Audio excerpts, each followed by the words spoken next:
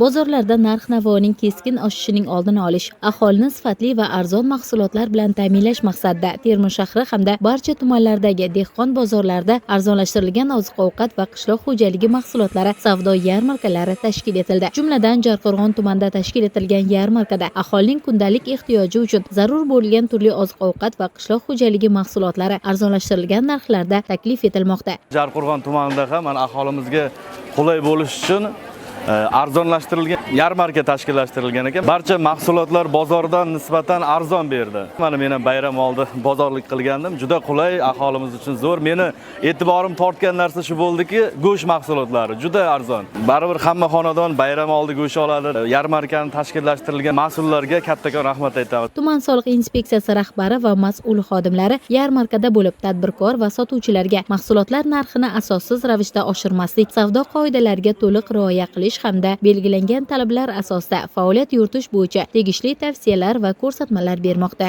Bayram oldi tashkil etilgan bu arzonlashtirilgan go'sht mahsulotlari yarmarkamizda narxlar bozordan juda arzon narxlarda. Mana mol go'shtlarimiz bor. Go'shtlarimiz xalqqa narxi bo'yicha manzur bo'lyapti. Bundan tashqari yog' mahsulotlari, tuxum mahsulotlari hammasi narxi bozordan boshqa joylardan juda arzon narxlarda. Xalqimiz bu narxlarni ko'rib juda xush kayfiyatda, minnatdorchilik kayfiyatida chiqib ketyapti. E'tiborlisi, bunday bayram oldi savdo yarmarkalari Surxondaryo viloyatining barcha shahar va tumanlarida tashkil etilgan. Muqaddas Panjiyev va Ilyos Rahmatov tafsilot informatsion dasturi uchun.